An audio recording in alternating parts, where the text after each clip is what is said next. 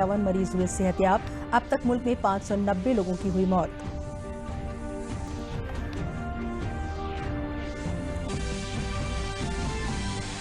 मरकजी वजीर मुख्तार अब्बास नकवी ने कहा कि रमजान के मुकद्दस महीने में लोग घर पर रहकर करें इबादत। मुस्लिम उलमा, इमाम और मजहबी तंजीमों ने किया मुश्तरका फैसला।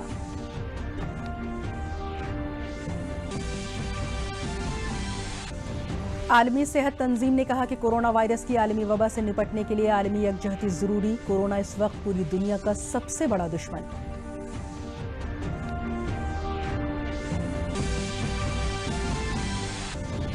और कोरोना के चलते लॉकडाउन के दौरान सरकारी स्कीमों से जरूरतमंदों को मिल रही है मदद। स्कीमों का फायदा हासिल करके मुस्तहिकीन के चेहरों पर छाई खुशी।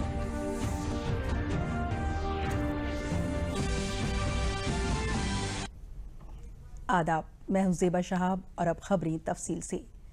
मुल्क में कोरोना के एक्टिव मामलों की तादाद 14,759 हो गई है, जबकि 3,251 मरीज सेहतयाब होकर घर जा चुके हैं।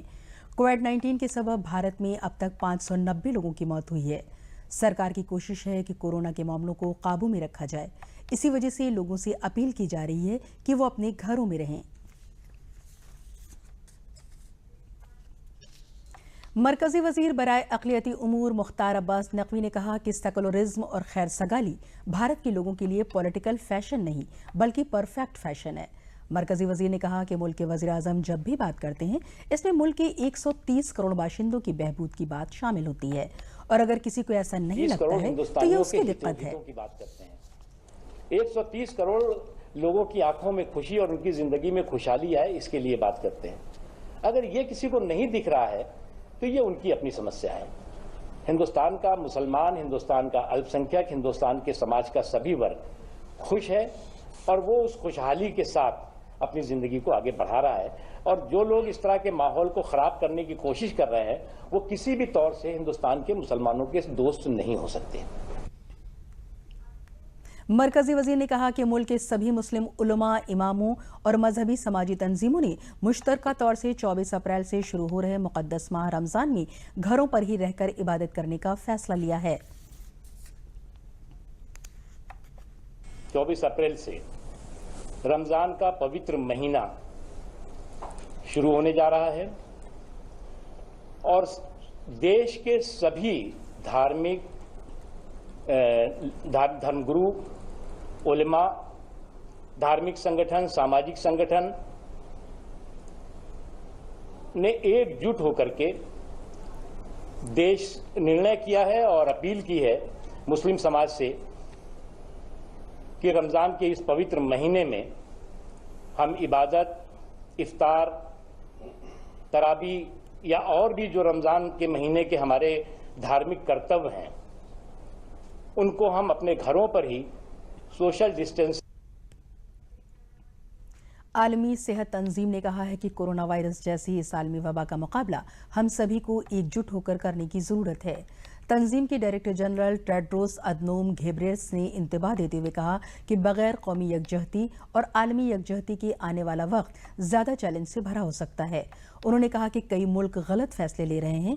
कोविड-19 को दुनिया का नंबर 1 दुश्मन करार देते हुए उन्होंने कहा कि बहरान के बारे में मुकम्मल मालूमात न होने की वजह से कई ममालिक में हालात संगीन हो गए। कोरोना इस वक्त दुनिया का सबसे बड़ा दुश्मन है और हमें इसका मुकाबला मिलकर करना होगा। And that's why we have been urging countries, please, this virus is dangerous. This virus is public enemy number 1. This virus is new and which has a behavior of serious contagion like flu. It's very contagious like flu. And at the same time, it's very killer like SARS and MERS. It has a very dangerous combination. And this is happening in 100 years for the first time again. Like the 1918 flu that killed up to 100 million people.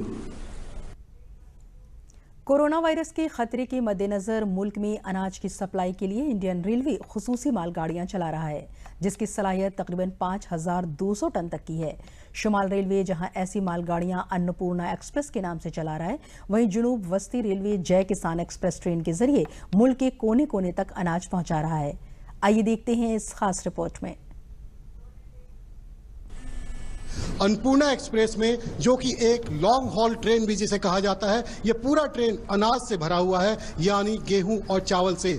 ये train Punjab से आ रही है और ये train Maharashtra जा रही है, यानी एक स्टेट से दूसरे स्टेट तक किस तरीके से सामान पहुंचाया जाए, किस तरीके से खाद्यान्न की पूर्ति की जाए, जो जरूरी सामान है वो पहुंचाया जाए, उसके लिए भारतीय रेलवे की एक प्रतिबद्धता साबित करती है। कितनी की औसतन रफ्तार पे चलती है ये ट्रेन? ये लगभग जो 60 की होती है, 75 पे तो चलती है। ये 75 की है, एक सूमो रह गया इसी में, वो 60 का है। सिर्फ उत्तर रेलवे 16 अप्रैल तक अनाज से भरे 5,000 टन क्षमता वाली 25 से ज्यादा अन्नपूर्णा ट्रेन चला चुकी है, जिसके जरिए ये अनाज कई राज्यों तक पहुंचाया गया। 18 लाख टन से ज्यादा फूड ग्रेन है, जिसको हम पंजाब और हरियाणा से भारत के कोने कोने तक पहुंचाने में सफल रहे हैं। इसी में 5,000 टन की long lead long haul train, जिसको अन्नपूर्णा भी कहा जाता है, इसके 43 रेक भी हम लोग पंजाब हरियाणा से लोड करके भारत के कोने कोने तक इसको पहुंचाने में हम लोग सफल रहे हैं। वहीं अगर दक्षिण मध्य रेलवे की बात करें तो जय किसान के नाम से चल रही स्पेशल फ्रेट ट्रेन के जरिए देश भर के अलग अलग राज्यों में खाद्य सामग्री पहुंचाई जा रही है। अगर इस ट्रेन की खासियत की बात करें तो ये अन्नपूर्णा एक्सप्रेस ट्रेन की तरह 2 मालगाड़ियों को जोड़कर बनाया गया है, जिसमें 84 वैगन हैं और माल ढोने की क्षमता भी दोगुनी, यानी जहां एक मालगाड़ी में सिर्फ 42 डिब्बे होते हैं और वजन ढोने की क्षमता 2600 टन, तो इस ट्रेन में 84 डिब्बे होने के कारण वजन ढोने की क्षमता भी 5200 टन की है। साउथ सेंट्रल रेलवे ने एग्रीकल्चरल कमोडिटीज को यहाँ से मूव करने के लिए जय किसान स्पेशल गाड़ियां चालू की हैं। ये मूवमेंट जो है तेलंगाना, आंध्रा से दक्षिण भारत की ओर कर्नाटका, केरला और तमिलनाडु को पहुंचाया जाता है। भारतीय रेल का प्रयास देश भर में अपने सभी रेल जोन के जरिए ऐसे आवश्यक सामानों की लगातार आपूर्ति करना है। कोविड-19 वायरस से रियासत के लोगों की मदद के लिए वजीर आला हेल्पलाइन नेमत साबित हो रही है। इस हेल्पलाइन के जरिए अब तक लाखों लोगों को मदद दी जा चुकी है।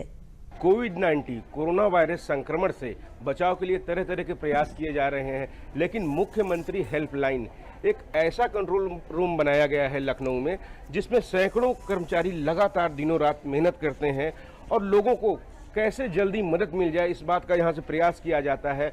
1076 के माध्यम से लगातार दिनों रात यहाँ पर शिकायतें आती हैं। इन शिकायतों के निस्तारण के लिए लगातार यहाँ पर कर्मचारी काम किया करते हैं और उच्च अधिकारियों की निगरानी लगातार बनी रहती है। हमारे साथ सत्येंद्र कुमार जी हैं, जो बताएंगे कि किस तरीके से यहाँ पर कंट्रोल रूम में काम चल रहा है। सर, किस किस तरीके से आप लोग यहाँ काम कर रहे हैं, निगरानी किस तरीके से रखते हैं? सिलसिलेवार विभिन्न जनपदों से जो शिकायतें आती हैं, किस तरीके से आप लोग ऑब्जर्व करते हैं, किस तरीके से निस्तारण करते हैं उनको? जी की प्रेरणा से जो सीएम हेल्पलाइन 1076 है हमारा, इसको हम लोग कोविड कंट्रोल रूम की तरह यूज़ कर रहे हैं, जिसको मुख्यतः से 2 तरीके से उपयोग हो रहा है। एक तो इनकमिंग कॉल्स हमारे पास आ रही हैं। पूरे प्रदेश में अगर किसी को कोविड से संबंधी किसी भी तरह की समस्या होती है, वो हमारे हेल्थ से रिलेटेड इश्यूज़ हों या लॉकडाउन से रिलेटेड इश्यूज़ हों, तो उसके लिए लोग कॉल करते हैं हमें और उसके समस्या के प्रकार के हिसाब से हम लोग उसको सेग्रीगेट करते हुए ज़िलों को, डिस्ट्रिक्ट कंट्रोल रूम्स को भेजते हैं। पिछले 20 दिनों में हम लोगों के पास करीब 1,76,000 कंप्लेंट्स अभी तक रिसीव हुई हैं, जिसमें से करीब 1,70,000 को रिजॉल्व करवा दिया गया है और लगातार फीडबैक लेते हुए ये देखा जा रहा है कि लोगों की जो समस्याएं हैं वो सही तरीके से निस्तारित हो रही हैं कि नहीं। इसी तरीके से अगर किसी को सर्दी खांसी या कुछ काउंसलिंग या इस तरह की ज़रूरत है, जिनको लगता है कि कोविड रिलेटेड सिम्टम्स हैं, वो लोग भी कॉल कर रहे हैं और हमारे यहाँ लगातार 6 डॉक्टर्स की ड्यूटी लगी होती है, जो कि उन लोगों को काउंसिल करके बताते हैं कि सही में आपको कोई समस्या हो सकती है कि नहीं। अगर उनको लगता है कि बात गंभीर है तो डिस्ट्रिक्ट के जो हमारे हेल्थ ऑफिशियल्स हैं उनको रेफ़र कर दिया जाता है।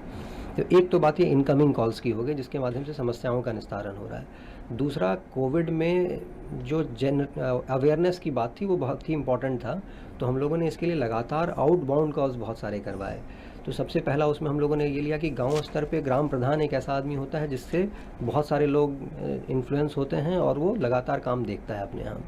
तो हम लोगों ने 3-4 राउंड में अलग अलग टाइम पे ग्राम प्रधानों को फ़ोन करके सबसे पहले कोविड के क्या सिम्टम्स हैं, कोविड के क्या हमारे रोकथाम के उपाय हो सकते हैं, उस सब के बारे में बताया गया। फिर अगले राउंड में जो अलग अलग जगहों से माइग्रेंट लेबर आए थे उनको किस तरीके से क्वारंटाइन करना है, उनके क्या देख रेख होनी है, उनको क्या सुविधाएं दी जानी हैं, उसके बारे में बताया गया। फिर अभी जैसे कोटा के बच्चे आ रहे हैं तो उनके बारे में जो है वो हो रहा है। इसी बीच में तबलीगी वाली समस्या आई थी तो वहाँ पे जो अलग अलग लोग आए थे तो उनके बारे में ग्राम प्रधानों से बात हुई।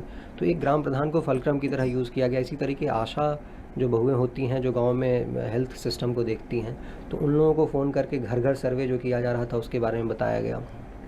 जितने इमिग्रेंट्स हमारे यहाँ आए हैं, विदेश से आए हों या अलग अलग बड़े बड़े शहरों से आए थे, उन सबको कॉल करके लगातार उनके हेल्थ स्टेटस लिया जा रहा है। करीब 45,000 लोग हमारे प्रदेश में ऐसे थे जो विदेशों से आए हुए थे फरवरी के बाद से। उन सब लोगों को कॉल किया गया और जो हमारा मोबाइल ऐप है उसके बारे में बताया गया कि कैसे वो अपना हेल्थ स्टेटस उसमें फीड कर सकते हैं। उनसे लगातार ये पूछताछ की गई कि क्या आपको कहीं सर्दी खांसी तो नहीं है। अगर ऐसे केसेस में सर्दी खांसी नज़र आ रहा था तो उसको डिस्ट्रिक्ट में हम लोग रेफ़र कर रहे थे। इसी तरीके से जो अलग अलग घटक हमारे अलग अलग समयों पे आते रहे हैं उन सब लोगों को केटर करते हुए इसको एक कंप्लीट कंट्रोल रूम की तरह यूज़ किया जा रहा है। और इसी का एक काउंटर पार्ट डिस्ट्रिक्ट लेवल पे तैयार किया गया जो डिस्ट्रिक्ट कंट्रोल रूम है हमारा। और डिस्ट्रिक्ट कंट्रोल रूम में जो हम लोग यहाँ से समस्याएं बताते हैं उसके रियल टाइम वहाँ मॉनिटरिंग होती है। और यहाँ जो कुछ भी समस्याएं हैं उसका टाइमलाइन भी यही रखा गया है कि या तो 3 घंटे में या 6 घंटे में कोई भी समस्या है तो 1 दिन के अंदर उसका निस्तारण होना है। तो वहाँ पे भी एक वॉर रूम की तरह कंट्रोल रूम चल रहा है, यहाँ पे भी वॉर रूम की तरह ये हमारा मुख्यमंत्री हेल्पलाइन। मुख्यमंत्री हेल्पलाइन लगातार कोरोना से जंग में आप लोगों की मदद कर रहा है, लेकिन अब आपको भी जरूरत है कि जो नियम कायदे बताए गए हैं उनका आप पालन करें। कोरोना से इस जंग में आप भी सहभागी बने। यहाँ पर उच्च अधिकारी कर्मचारी लगातार 24 घंटे 7 दिन लगातार काम कर रहे हैं, लेकिन आपको भी लगातार नियम कायदों का पालन करते हुए कोरोना की इस जंग में सहभागिता करनी है। आपको भी योद्धा बनना है कोरोना के इस जंग में इन योद्धाओं के साथ, तभी हम ये जंग जीत सकते हैं। कैमरामैन दिनेश सिंह के साथ विकास सिंह, डीडी न्यूज, लखनऊ। बांदा में कोरोना का एक नया मामला सामने आया है। महाराष्ट्र के मुंबई से 16 अप्रैल की रात 6 लोग चोरी छुपे बांदा पहुंचे थे, जिन्हें 17 अप्रैल को ग्राम प्रधान ने जांच के लिए मेडिकल कॉलेज भेजा था।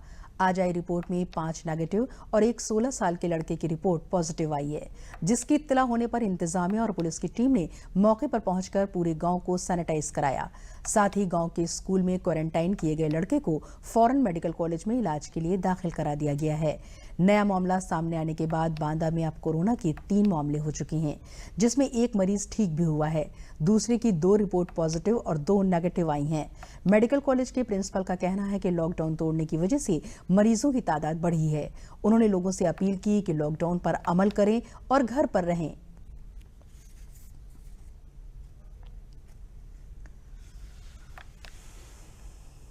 बांदा में जब से ही कोरोना का शुरू हुआ है तब से 3 केस आ चुके हैं जो पॉजिटिव हैं हमारी रिपोर्ट के हिसाब से। पहला केस 2 रिपोर्ट नेगेटिव होने के बाद डिस्चार्ज किया जा चुका है और उनके 14 दिन क्वारंटाइन के पूरे होने वाले हैं। सबसे अच्छी बात है कि इन तीनों केसेस में कोई भी सिम्टम्स नहीं है, एसिम्प्टोमेटिक कह सकते हैं उनको। और जो दूसरा केस है हमारा, उसका बहुत अनयूजुअल रिपोर्ट्स आ रही हैं। उसकी अभी जो रिपोर्ट आई है वो 5वीं रिपोर्ट पॉजिटिव आई है, लेकिन उससे पहले नेगेटिव थी, उससे पहले तीसरी वाली पॉजिटिव थी और दूसरी रिपोर्ट नेगेटिव थी। तो वो एक केस हमारे लिए चैलेंज बना हुआ है। और तीसरा जो केस आज रिपोर्ट हुआ है ये उस वजह से है जो लोगों ने लॉकडाउन का पालन ढंग से नहीं किया है।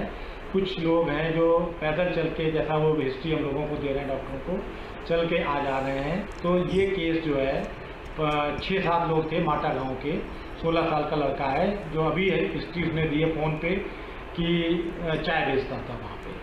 तो 6-7 लोग इतने दिनों से आए थे, साथ आने के बाद भी सिर्फ एक ही पॉजिटिव आई है। ये एक अच्छी बात इस तरह से कि बाकी लोग नेगेटिव हैं जो इतने दिन साथ रहे थे। लखनऊ के जिला मजिस्ट्रेट अभिषेक प्रकाश ने बताया कि कोविड-19 के मद्देनजर लोगों को घर से बाहर निकलने की इजाजत नहीं है, जिसके लिए मंतकाई कमिश्नर मुकेश मेश्राम की हिदायत में स्मार्ट सिटी कंट्रोल रूम से हेलो डॉक्टर सर्विस का आगाज किया गया, ताकि लोग तिब्बी मशवरा अपने घर पर ही बैठकर हासिल कर सकें। इस सर्विस का हेल्पलाइन नंबर है 0522 35 15 700। इस नंबर पर कोई भी कॉल करके सेहत से मुताल्लिक मशवरा ले सकता है। सिटी कमिश्नर इंद्रमणि त्रिपाठी ने बताया कि हमारे पैनल में कुल मिलाकर 180 डॉक्टर्स हैं, जिसमें एलोपैथिक, होम्योपैथिक, आयुष और यूनानी सभी किस्म के डॉक्टर्स मौजूद हैं। ये सर्वे सुबह 10 बजे से 2 बजे तक दस्तयाब रहेगी। इसमें डॉक्टर और मरीज के दरमियान बराह रास्त बात होगी। डॉक्टर मरीज की बात सुनकर दवा नोट करा देंगे। साथ ही जो लोग कोरोना ट्रामा में हैं और डरे हुए हैं, उनके लिए ये हेल्पलाइन बहुत मददगार साबित होगी। इसका नंबर है 0522351570। इस नंबर पे कोई भी सिटीजन कॉल कर सकता है। हमारे पैनल में कुल मिला के 175 से 80 डॉक्टर हैं। एलोपैथ, होम्योपैथ, आयुष, अरबी, यूनानी, इन सभी विधाओं के डॉक्टर्स हैं। उन्हें कॉल ट्रांसफ़र की जाएगी। डिटेल रहेगा, हर पेशेंट का डिटेल हमारे पास दर्ज होगा, उसका नाम, मोबाइल नंबर, एज, समस्या। वो डॉक्टर से के साथ सीधा संवाद करेगा, डॉक्टर उसको दवा लिखाएगा। अगर कहीं कन्फ्यूजन होता है तो हमारे सेंटर पे फिर से वो कॉल बैक कर सकता है। यहाँ फार्मासिस्ट और डॉक्टर परमानेंट रहेंगे। ये सर्विस 10 बजे से 2 बजे के बीच रहेगी और सीधे डॉक्टर और मरीज के बीच में संवाद रहेगा। साथ ही साथ जो कोरोना ट्रामा में हैं, मानसिक रूप से परेशान हैं, कोरोना से भयभीत हैं, उनके लिए ये हेल्पलाइन बहुत मददगार साबित होगी, क्योंकि छोटी छोटी समस्याओं पे घर में बैठे हैं, डॉक्टर्स की सुविधाएं नहीं मिल पा रही हैं। ये आकस्मिक सेवा नहीं है। आकस्मिक सेवाओं के लिए लोग बाग अपने हॉस्पिटल्स को कॉल करेंगे, 102, 108 को कॉल करेंगे। लेकिन ये हेल्पलाइन जो है लखनऊ के जो कम्यूटर्स हैं, लखनऊ के लोग हैं, उनके लिए घर बैठे अपनी जो स्वास्थ्य संबंधी जिज्ञासाओं को जानने के लिए एक अच्छा माध्यम है। कोरोना आलमी वबा से बचाव के लिए उठाए गए मरकजी सरकार के कदम मौसर हैं। लॉकडाउन के दौरान गरीब और बेसहारा लोगों की गुजर बसर को लेकर मरकज और रियासती सरकार संजीदा है। अयोध्या जिले में वज़ीर-ए-आज़म गरीब बहबूद स्कीम के तहत अंत्योदय और पात्र गृहस्थी कार्ड होल्डरों को मुफ्त अनाज तकसीम किया जा रहा है। हर कार्ड पर फी यूनिट 5 किलो राशन फराहम कराया जा रहा है। कोरोना वबा के खिलाफ जंग में जिले के लोगों ने भी यकजहती का मुजाहरा किया और सरकार की पहल की सताइश की। उनका कहना है कि इस मुश्किल वक्त में काम धंधा बंद है, इस वजह से सरकार की जानिब से मुफ्त अनाज दिए जाने से काफ़ी राहत मिली है। हम सभी कोरोना वायरस के खिलाफ जंग में सरकार के साथ हैं।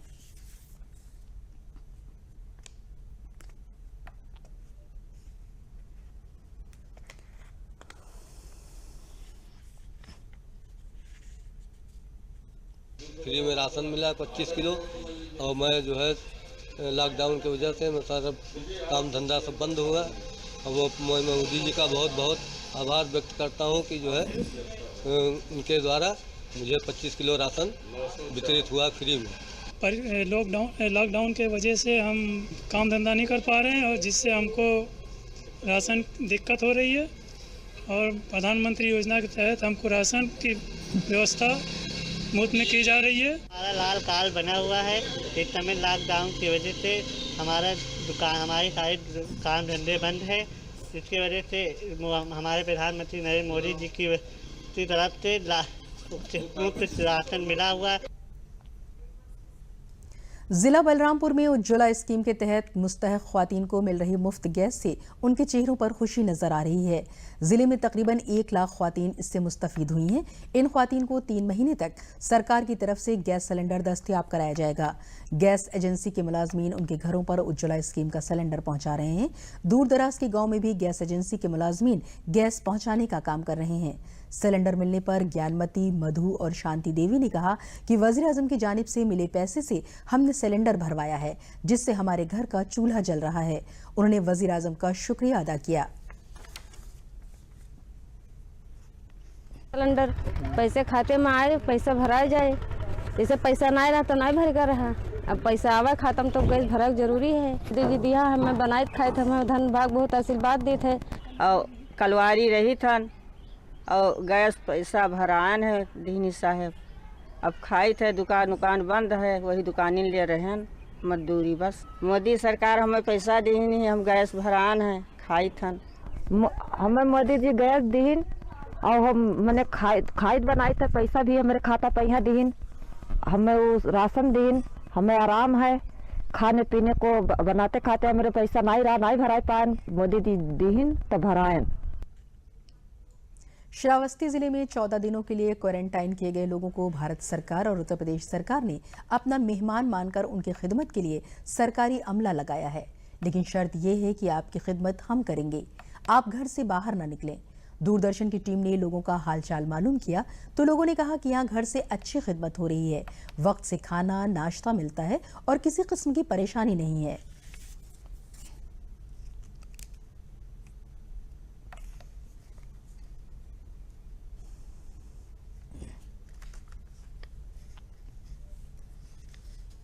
पुराना यहाँ बताने से यहाँ आएंगे, पुलिस मिल गए तो पकड़ा, रोका, थामा तो कहीं ठीक है अब जाने नहीं देंगे, फला नहीं कहेंगे।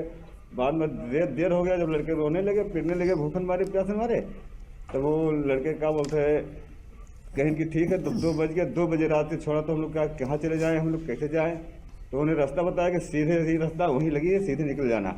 वही सीधे से रास्ता निकल के हम लोग स्कूल में आ गए। सरकार की धन्यवाद, बहुत सब खाना पीने के लिए सब सुविधा अच्छा है यहाँ की। इसके बाद सुबह मिलता है चाय, चने, बिस्कुट, दोपहर में 11 बजे खाना, दाल चावल सब्जी रोटी, फिर दोपहर 4 बजे चाय और शाम को फिर दाल चावल थोड़ी रोटी और सब्जी। कोई तरीका का कोई नहीं दिक्कत है। ऐसे चले साहब, वहाँ कुछ खर्चा पानी हमको नहीं मिल रहा जा तो अपने घर चल दिया। वहाँ से कोई साधन नहीं मिला, पैदल हमने चले 3 दिन के बाद आगे कुछ साधन मिले, कुछ फिर छोड़ दे, फिर पैदल आगे पहुँचे। आगे जब अपने जो है बॉर्डर के किनारे पहुँचे, थका लग गया, लेट गए, सो गए, आराम करके फिर चले, तब अपने बंधा पार करके अपने स्कूल में ठहराए गए। अंबेडकर नगर में वज़ीर-ए-आज़म उज्ज्वला योजना से बीपीएल कुनबे की ख्वातीन को लकड़ी कंडे पर खाना बनाने से निजात मिल गई है। प्रेमा ने बताया कि पहले लकड़ी से चूल्हे पर खाना बनाती थी तो आंख में धुआं लगता था, लेकिन जब से गैस मिल रही है तब से गैस पर खाना बना रहे हैं। खाते में सरकार ने गैस का पैसा भेज दिया है, जिसे निकालकर गैस घर ले आए हैं। वहीं कुसुम ने बताया कि पहले चूल्हे पर खाना बनाते थे, कंडा पात कर लकड़ी खरीद कर लाते थे, तब खाना बना पाते थे, लेकिन अब उज्ज्वला योजना के तहत एजेंसी वाले हमारे घर पर गैस पहुंचा देते हैं। वहीं गैस पहुंचाने वाले बलराम ने बताया कि इस वक्त वज़ीर-ए-आज़म उज्ज्वला स्कीम के तहत बीपीएल कुनबों में आने वाले गरीब लोगों की बहबूद के लिए उनके खाते में गैस रिफिल का पैसा आ गया है और हम उनके घर गैस पहुंचाने का काम कर रहे हैं।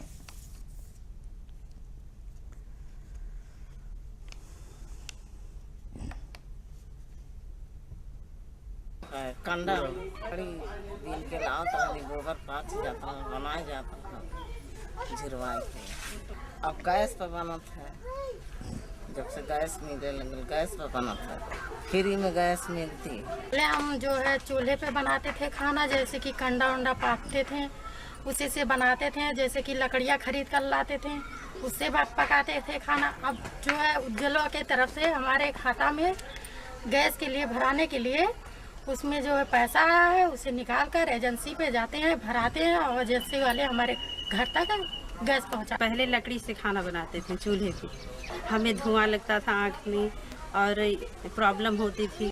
जब से गैस मिले तब से अब गैस पे बनाने लगे। मेरे खाते में आ गया निकाल के और इसलिए गैस घर ले गए हैं। चित्रकूट में वज़ीर-ए-आज़म उज्ज्वला स्कीम के अहले लोगों के लिए 3 महीने तक मुफ्त गैस दिए जाने का काम शुरू हो गया है, जिसकी मुद्दत 1 अप्रैल से 30 जून 2020 करार दी गई है। इस स्कीम के मद्देनजर कंपनियां मुस्तहिकीन के खाते में उसके पैकेज के हिसाब से 14.2 किलो या 5 किलो के सिलेंडर की कीमत के बराबर एडवांस रकम जमा कर रही हैं। चित्रकूट जिले में इस स्कीम के मुस्तफिदीन को मुफ्त गैस सिलेंडर मिलने लगा है। खाते में पैसे आने से मुस्तहिकीन नकद अदायगी करके सिलेंडर हासिल कर रहे हैं।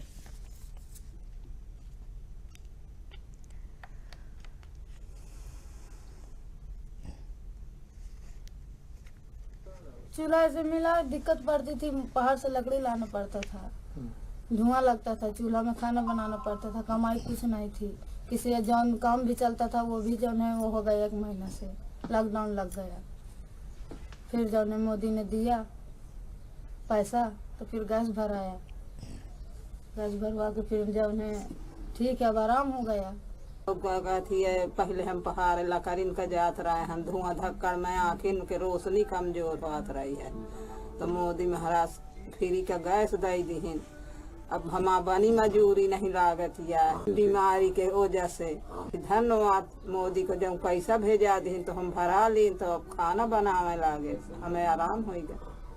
ये है कि मोदी साहब हमको दे दिया का तो गैस दे दिया, यो नहीं अब लकड़ी कंडल लेगा तो अब जा कहे नहीं बूढ़ मड़ई कहाँ जाई। अब यह है कि लड़का बच्चा कोई कहे नहीं है। अब बनाते खाते हैं ना, 800 रुपया आए हैं तो भरा दिए तो उसको बनाते खाते हैं बस। आलमी वबा कोरोना के सबब भारत में हुए लॉकडाउन में 175 गैर मुल्की बौद्ध भिक्षु और सयाह कुशीनगर में फंस गए हैं। इन लोगों में से 139 थाईलैंड से हैं, जबकि 36 सयाह रूस, अमेरिका, जापान, चिली और मैक्सिको वगैरह ममालिक के हैं। ये सभी फॉरेनर अपने अपने मुल्कों के सिफारतखानों से वापसी की अपील कर चुके हैं, लेकिन हालात मामूल पर होने की वजह से ये सभी कुशीनगर के मुख्तलिफ बौद्ध मॉनेस्ट्रियों में ठहरे हुए हैं। जदीद सहूलियात और आराम की आदत वाले ये बैरूनी सयाह लॉकडाउन के सबब पेड़ों की डालों पर आशियाना बनाकर और आरजी तंबुओं में रहकर अपना वक्त गुजार रहे हैं। थाई मंदिर में रहने वाले इन बौद्ध मोक के तिब्बी जांच भी इनकी हो चुकी है, जिसमें ये सेहतमंद पाए गए हैं। इसके बावजूद उन्हें बाहर न निकलने की हिदायत दी गई है।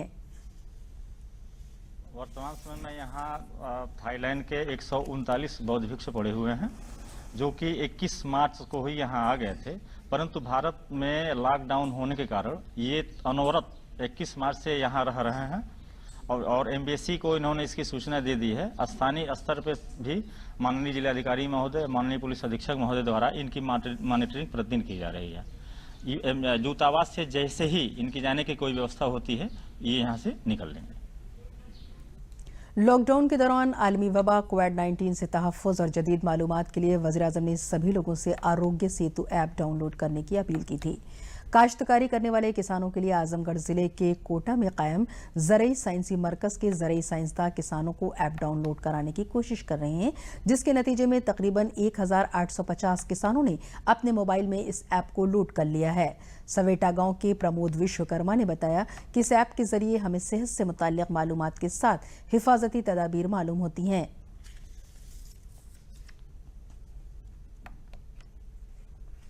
हमने आरोग्य सेतु ऐप अपने मोबाइल में लोड किया है, जिससे हमको ये जानकारी मिलती है कि हमारे अगल बगल कोई ऐसे कोरोना पेशेंट तो नहीं है। इससे हमको जानकारी मिलेगी।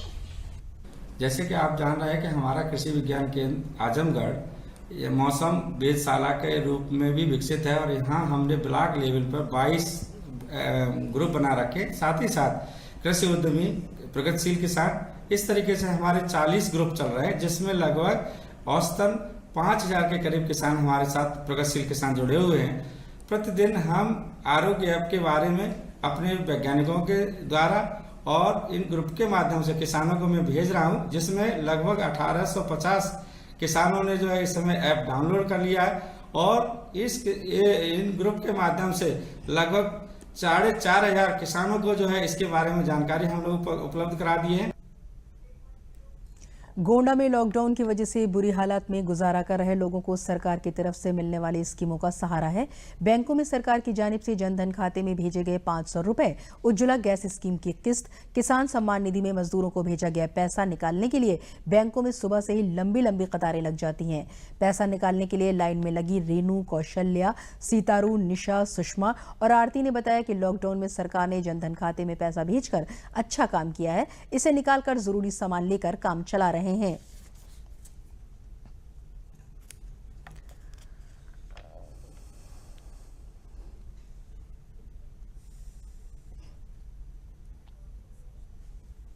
खाए खर्ची खर्च लाग गवा, सौदा सलूप लिए खर्ची, बाजार बंद है, कोनो मेर के लीन जाई, लाभ तो है। उस पैसे से हम अपने घर का खर्चा देखेंगे कि 3 महीना का लॉकडाउन है, खर्चा कैसे चलेगा। वो जो 500 रुपया आया है खाते पे, उसे निकालने आए हैं खर्चे के लिए, करने के लिए। हाँ, इस समय मजबूरी है। जम्मू कश्मीर के उरी सेक्टर में तैनात अमेठी के रहने वाले उत्तम सिंह 18 अप्रैल को जम्मू कश्मीर में ड्यूटी के दौरान हुई बर्फबारी में जख्मी होने के बाद शहीद हो गए थे। आज इंडियन आर्मी में ड्यूटी के दौरान शहादत हासिल करने वाले उत्तम सिंह का जसद खाकी उनके आबाई गांव पहुंचा तो कोहराम मच गया। फौज के गस्टेड अफसरान के साथ अमेठी जिले के डीएम, एसपी और कई अवामी नुमाइंदों ने शहीद उत्तम सिंह को कांधा दिया और सरकारी इजाज के साथ उनकी आखिरी रसूम अदा की गई। इस दौरान गांव के लोगों ने भी अमेठी के बेटे को नम आंखों से खिराज अकीदत पेश किया। और आखिर में अहम खबरें एक बार फिर।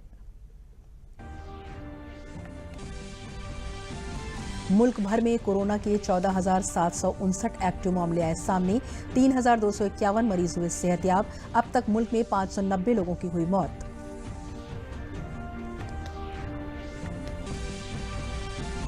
मरकजी वजीर मुख्तार अब्बास नकवी ने कहा कि रमजान के मुकद्दस महीने में लोग घर पर रहकर करें इबादत। मुस्लिम उलमा, इमाम और मजहबी तंजीमों ने किया मुश्तरका फैसला।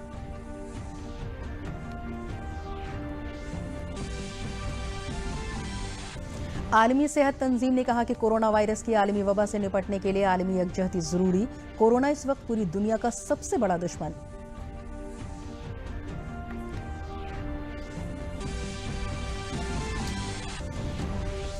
और कोरोना के चलते लॉकडाउन के दौरान सरकारी स्कीमों से जरूरतमंदों को मिल रही है मदद। स्कीमों का फायदा हासिल करके मुस्तहिकीन के चेहरों पर छाई खुशी।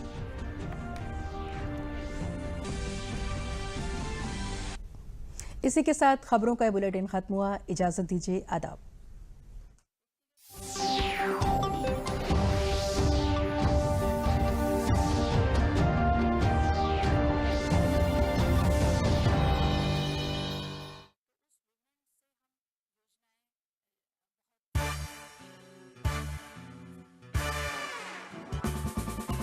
जीवन की बंटू का मन हो जाए लौटे कविता की ओर, दिल बोले हर दिल बोले कवियों की हंसी ठिठोली जैसे चूरन की गोली, हर प्यारी इनकी